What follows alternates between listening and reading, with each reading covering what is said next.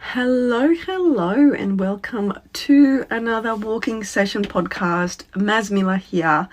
A disclaimer that I don't do disclaimers. While I'm a psychologist, this is not therapy. You know the drill. Take what resonates with you, throw the rest out, and let's get going. Literally. So as always, I'm really hoping that you're out there going for a walk or spending some time in nature while we're doing this. A little bit of life admin or podcast admin. I'm slowly working my way through, social media, and I think I've mentioned revamping the website. I'm normally someone that rushes through these things, but I was like, what's the hurry? The people don't care as long as they get to listen to the podcast somewhere. That's all that matters. But yeah, I'm trying to set all those spaces up. Just so there's more and more information for you and more ways to, I guess, connect and find the podcast.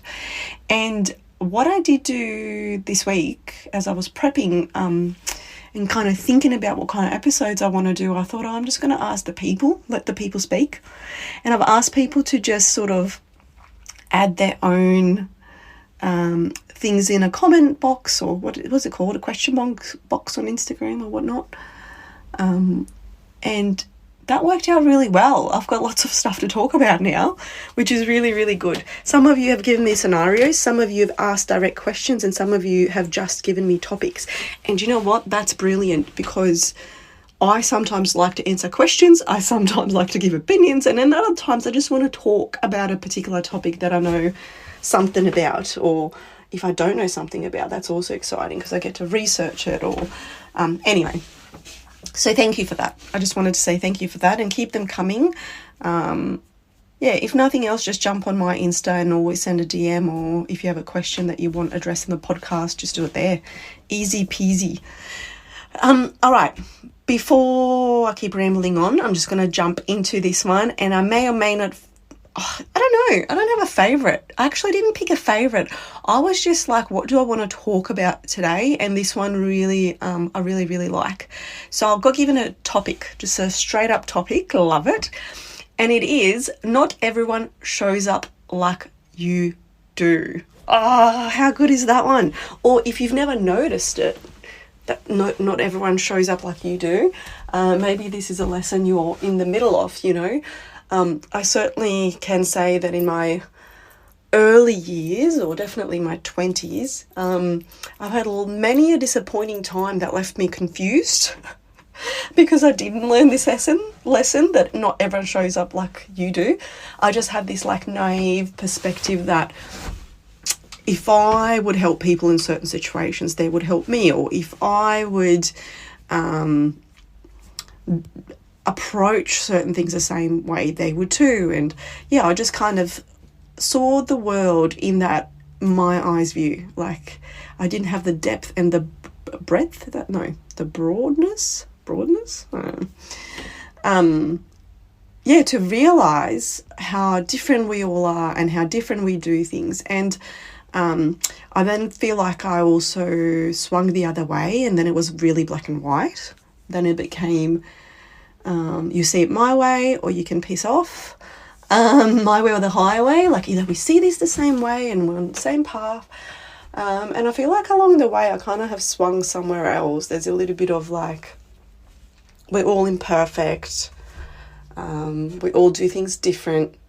But there's also a line. There's still a black and white line that I wouldn't cross. So let me elaborate on all of those things further. Obviously, I've been asked a question, so I'm just going to go on and on. It is a big lesson to learn that not everyone shows up like we do. And I think the bit that confuses all of us, and the reason why we do it this way, is that on the outside, we all kind of look the same, right? And I always use this analogy with my clients. I say, you walk around and say you're traveling and you go to the airport and everyone has a suitcase. And you're like, yeah, of course they do, they're traveling. And then you look around and you sort of go, but everyone's suitcase looks a bit different, but they're still all suitcases, so it must all be the same. But what you don't realize is that then you don't go further to know that different people are traveling to different destinations. So you're not all going to be on the same path, or some of you might be on your journey for part of the travel, and then And the next bit, you might arrive and they go somewhere else or whatnot. And then above all, what is in your suitcase can be so different. Again, you both might have shoes, but there could be different shoes. You might have more pairs of shoes. They might only have one pair of shoes because shoes are not as important to them as they are to you. Some of you might have no makeup. Some of you might have heaps of makeup. Some of you might have activewear. Some of you might not have activewear. Can you see where I'm going with this? Some of you might have a book. Some of you might not have a book. All suitcases, all at the airport, all heading somewhere, all the same, but all so different. And I think the nuance or the guide that has helped me is seeing the things in the suitcase as my values, right? What is it that's important to me? I talk about values a little bit because they are a little bit of a compass in life. Like, what's important to you is not always going to be important to others, right? It's not illegal not to exercise. If it's important for you to exercise, then you've got to kind of think about, okay, how much do I value that? Or do you just value health? And it might look different to just exercising every day. It entails a broader thing of things, or do you need, see how, oh gosh, even as I'm saying it, it's so complex. And then it also differs in who you need to have those things. What you expect from a partner can be different from a friend, can be different from a family member, can be different from a work colleague. It's almost to find someone that ticks all of the boxes the exact same way, I think is, near damn impossible. I almost feel like if you meet someone that mirrors you that hard, that everything is the same, then you might be dealing with a narcissist rather than the exact same person as you. But also, as I say that, why would you want to be around the exact same person as you? You're already you. Why do you need someone else to be the same? That seems a little bit like a bit boring. Or even like a recipe for just having a yes ma'am rather than someone who's going to challenge some of your beliefs or rock some things for you to rejig them yourself. And I don't mean challenge your beliefs like, why do you do that? Although sometimes, some of us do that as well. I mean more so like, oh, that's interesting. I see it this way, and you can agree to disagree, or one of you can swing one way or the other. You know what I mean? It's the open-mindedness. But also, when I speak of these values, some things are dead set important across the board. I will always pack a toothbrush. If you don't pack one ever, we're going to have a problem. Right? We're going to have that's a bit like, and it's not because I judge your teeth. It's a bit more like, why would you not brush your teeth every day? That would be a bit weird, right? That would be, anyway, I'm using analogies. I'm trying to get there. But essentially what I'm saying is the reason why this is so complex is because you almost have to have the standards or the values for yourself. And you've got to be a good thing. And I don't know, I've probably said it here before. A good thing to do is literally just Google values or ChatGPT. What are the most common values in people? Pick 10, pick 20, then order them in priority. And then have a think about, my top 3 I'd like to have in all my relationships in some way. It might be has to align 80%. Say let's go with health. If health is important to you, and say you're meeting a new partner, health also needs to be important to them, but you might say, okay, but at 80%, I'm happy with them. They don't have to do every single thing I do, but I definitely need them to drink filtered water. I don't know. I just said it because I'm sipping in filtered water as we speak. Or that might not be important to you. Does that make sense? And you also don't have to go into all control freak mode and work all these things out. I think what's important is to have those key things like health. If that comes on number 1, then you start to kind of look around the world and the people that you spend a lot of time and effort with and workplaces that you're in that value those things as well. So you don't want to work somewhere where you're going to get burnt out if health is important to you. You want to be around people who also value the right balance. But let's say if you're someone that's success no matter what the cost, then health might not be your priority, because health might be the cost and you want to do things no matter what the cost. Does that make sense? And it's kind of like, it's not like a better than, lesser than situation. Nobody's better or lesser than. We're just different. And again, like in the workplace, you might be able to, I'm saying this, that health is so important to you, but you might go, well, I only work there, I don't know, 2 days a week, and within those 2 days of when I'm there, I can focus on my own stuff and make sure that I'm living within my values, so it doesn't actually bother me what everyone's doing. I can do it my way, if that makes sense, and those values are important to me. So can you see how it's important to be around systems and structures and workplaces and people and relationships where your values are seen and heard, and that's it. That's really that. The other thing is that it's not always the option. Like, I'm now idealizing the amazing life, right? This is not always going to happen. You might have someone in your family. It might be your brother, it might be your sister, it might be an in-law, it might be whatever. It might be one of your kids, like, who doesn't see things the same way. If my daughter, obviously, I'm going with health. Yep, value health, would like to pass that value on to my kids. The way I do that is by showing them a healthy lifestyle and speaking things that around that topic into, like, around them. They're hearing the word, they're seeing the action, and then they choose. If one of my daughters becomes a teenager who wants to eat a Macca's every day, am I going to be happy about that? No. Am I going to disown her? No. So see how we're saying these things, but it's not always possible to be in the world and be putting these standards onto everyone, right? So I guess that's the other thing. It's kind of deciphering how you navigate this, and understanding. I think that's the thing, understanding why other people do things differently. And your first instinct will be, because the topic is not everyone shows up like I do, the first thing will be that you'll go, what the hell is wrong with them? Because it makes no sense. And then you'll see it from your side and you'll go, okay, I'm going to pause right here for a sec, because there's a lawn going on. Of course it's happening right now. People don't value peace like I do. Far out. All right, I'll be right back. Okay, I'm back. That might take too long in my time to do this.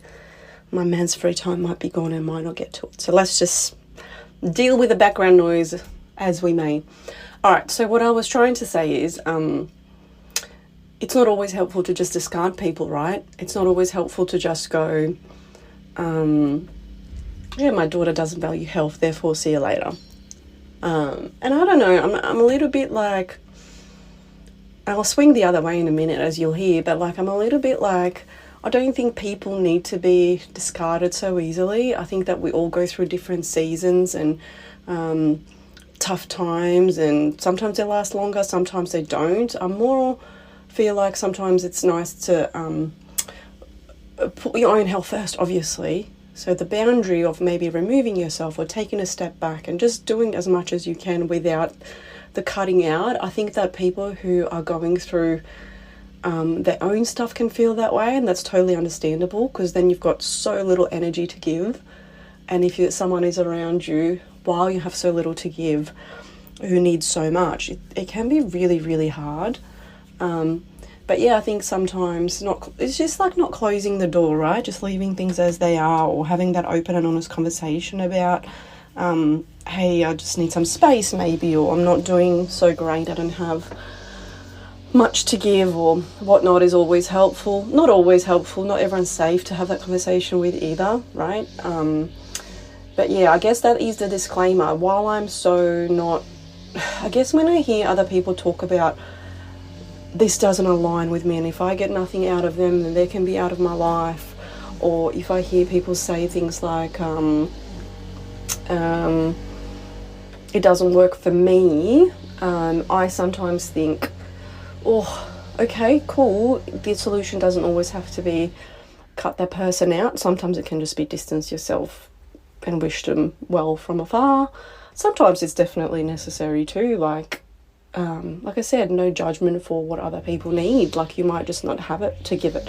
you might feel different in 5 years' time. But yeah, all of this to say, what's the word? The word like inhibition and holding yourself back and having to,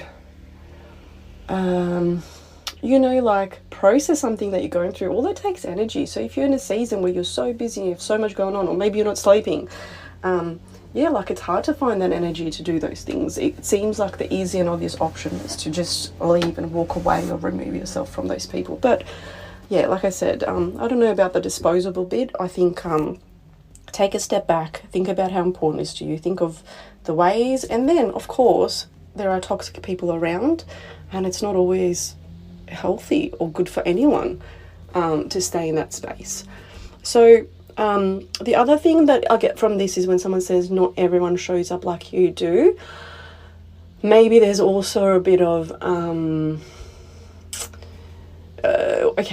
when somebody needs help, you're first to jump in, or when somebody some things emotionally trigger different people differently. I think especially when you've been through some stuff in life, I think like it's really easy to not really, I'm saying that like it's easy to, no, how do I want to word this? Sometimes when you've been through a similar situation, it's easy to see yourself in that situation and want to do what wasn't done for you, or want to jump in and save. So this is the bit where we talk about that drama triangle. If you haven't heard about it, just Google it. The drama triangle image will be particularly helpful to you because it essentially talks about the different roles that we take when we are triangulated in the space of drama and things happening over and over and over. So it's Cartman, it's not me that made it up. And the different roles are, so there's the victim, there's so many different versions, but from what I know, there's the victim, there's the rescuer, and there's the persecutor or the judge. And what happens is if you imagine them in a triangle, when there is a situation that's happening, you might go, let's think of something I can relate to. Oh, this doesn't involve other people, but let's talk about my allergy. Oh my God, I can't believe after all these years of touching grass, I've got a severe grass allergy. That's me being a victim. If I'm in a conversation with someone about my grass allergy, they might feel the need to rescue me. And this has happened many occasions where people say, oh, maybe you can do this. Maybe you can use a spray. Maybe you can practice on concrete. Maybe you can, and obviously I appreciate that.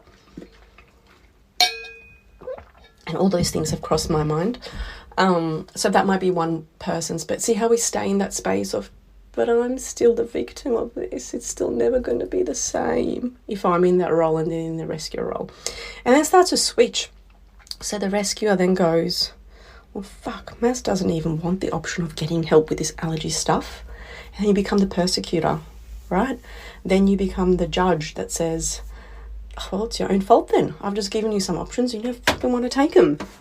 And then I, as the victim, start to go from either I'm like, you're so mean. Now I'm still the victim, or I might jump into the rescuer thing and go, I know, you're trying to help, and this is it. And it's just this ongoing triangle. It just keeps going and going and going. And the only way out of the drama triangle is to be what we call the coach. And, if Maz is whinging about grass allergy, you say, whoa, that sounds hard. What are you going to do? And how do you think you could do that? And what do you think might be helpful? Not rescuing me, not judging me for my choices, just like that gentle coaching, guiding, like, fuck, that sounds full on. Or you might have, something that might pop to mind. And of course this is in different settings, right? Like if I'm in therapy and someone says, I'm looking for resources, and if I'm seeing someone they go, I'm looking for resources on allergies, then you can give them when it's asked, give them the resources on allergies and help them. But otherwise, you just kind of allow the person to get through it themselves. If you're a people pleaser, this will be really hard. If you're empathetic, this is really, really hard. But it does allow you a little bit of room to go, Like, why am I jumping in and taking responsibility? And at times, it's totally fine, by the way. This is not teaching you to never, ever help anyone. This is just one of those things where some people will directly ask you to do something because you're the only person that can do it, and you can then choose whether that's what you want to do. So that's a little bit different. I guess it's more to show the picture of when any issues or conflict or drama is rocking up in your life and you feel like not everyone is jumping in and saving, then maybe it could be good, like I said, because you've been directly asked. And at other times, just sit back and go, am I being a rescuer here? Like, and why? Like, why am I doing this? Why am I jumping in? And it can be as simple as, I know how hard it can be to go through things on your own. It can be that simple. I'm really passionate about this, so I want to help. But you always want to be helpful without taking the power away from someone, right? Yeah, and then the last thing that also pops in my mind when I think about the statement, not everyone shows up like you do, is, or like I do, whatever it says like you do, is, or you might be listening to this and taking it as I do, is also making the decision that you'll do it anyway. And this is not in a pushover way. This is not a I allow people to take advantage of me way. Sometimes it's just what you want to do even though they don't. You might choose to buy your sibling a birthday present full well knowing they'll never buy you one. But it's important to you. I can feel like, I don't know, the energy of people going, fuck them, I'm not buying them one if they don't get me one. That's your prerogative. That's cool. But, you know, I'm just using a real simple example here. You know, there are certain things in your life that you might go, yeah, I don't care if the other side doesn't want to do this is what I want to do. Like, this is a real life. I love making platters. I love putting on a lot of food. I don't give a shit if someone else doesn't. Like, I'm not going to go somewhere else and redo my hospitality based on that, right? Because it's what I genuinely love and it makes me so happy to do it, so I don't give a shit, okay? So I know that's a simple thing, but whatever it is for you, like, this is the thing. Like, if any of these conversations triggering you, maybe just sit with some of those and go, is that something I would change regardless? Or am I just happy doing what I'm doing as I'm doing it because this is just who I am and this is how I like to do things? Does that make sense? So it's always taking the thing with self-help and the thing with therapy and the thing with psychology. And again, I'm not encouraging, remember, I can't think of every situation. I'm not encouraging you to keep going back to the cheating ex because you're so forgiving, but then there's domestic violence and manipulation. That's not what we're talking about here, okay? So there are plenty of situations where you don't apply this. Please use your own judgment here. What I'm saying is, the thing with self-help is you'll never get it right. You're never going to be doing any of this perfect. You're literally just going to go to one level and then to the next and to the next. And sometimes you'll be in the same situation multiple times, but you'll identify it sooner than the last time and then you'll get yourself out quicker. And it's just forever learning. What is it? New level, new devil, until you get there and you sort of go, oh, okay, well, God, this looks too familiar. I'm not doing that again. Like, that lesson I've definitely got my head around. Pretty good that as soon as I go into it a little bit, I'm just not, Like, I'm going to talk a little bit about whether that's like, what do I want to say? Whether that's a clinical thing and you've been through cycles of maybe depression or anxiety or, like, that might be a thing that you go, wow, I've been down this road before. Like, I know last time that I started partying heaps, that didn't end well as much as it looks good now. So let me reel it in. Or maybe you don't even say no to partying or drinking. You might just say, I'll just try it once and see how I feel. And then you go down to 3 days of it and then you realise how bad it is. Whatever it is for you. I just also don't want anything that I'm saying for you to go, well, I did that and I stopped rescuing and then something else popped up, because it definitely will. So just know it's not an arrival situation. There's always new things about yourself. And I literally just had this conversation with my husband 10 minutes ago. I was saying to him, work on yourself is the hardest work because you only know yourself. Like, you're literally in your body, in your mind, perceiving the world, and you've done it that way for a long time. at least until your mid-20s, when your brain was fully formed, until you went, oh, do other people see this differently? You know those things online where people will say, oh, when you close your eyes, do some people just see black? And there's people that go, yeah, I do. And other people go, oh my God. Or some people have a narrator in their mind and they're like, do other people not have a voice? And they're like, what? So you only know what you know. And there are so many aspects of your personality and your habits and the way you do things. It's a lot of layering. So you might need to hear rescuer, rescuer, rescuer 50 times before you go, holy shit, do I rescue people? And it has to happen in your own divine timing. It can't happen when the first time someone identifies it and tells you it, right? Or you might go, oh, wow, that's now translated into something else. Shit, I'm doing it there as well. And you start to untangle, and it gets better and better. And it's always a new situation, I think, especially for this line of people-pleasing stuff. Like you might go, oh my God, I'm doing what other people want. I'm not doing that anymore. And then you're like, but what do I do instead? Because I've done it this way. So then that's a whole nother journey, right? So patience, my friend, grace with yourself, be easy, take it easy, don't be critical, don't expect overnight miracles. All right, I'm going to end this one today with a poem. Yes, a poem, stick around to it. It's not rosa blue, okay? No, rosa red, sky's blue, not that. But I'm going to read it, and I've posted this many a time. I just love it so much because I feel like it's so relevant. So I'm going to read this to you. It is, oh, I do have her name at the end. It is by Portia Nelso. I've first heard this one from Wayne Dyer, Dr. Wayne Dyer, the lovely. And yeah, it's just stuck with me, so I'm going to read it out. And this is a biography of her life, real quick. Chapter 1. I walk down the street. There's a deep hole in the sidewalk. I fall in. I am lost. I'm hopeless. It isn't my fault. It takes forever to find a way out. Chapter 2. I walk down the same street. There's a deep hole in the sidewalk. I pretend I don't see it. I fall in again. I can't believe I'm in the same place, but it isn't my fault. It still takes a long time to get out. Chapter 3. I walk down the same street. There's a deep hole in the sidewalk. I see it is there. I still fall in. It's a habit. My eyes are open. I know where I am. It is my fault. I get out immediately. Chapter 4. I walk down the same street. There's a deep hole in the sidewalk. I walk around it. Chapter 5. I walk down another street. And then you'll probably, if there were more chapters, if she was telling us the whole story, Chapter 6 would be, oh, I see a familiar street. I've never been down this street. Hang on, I fall back in.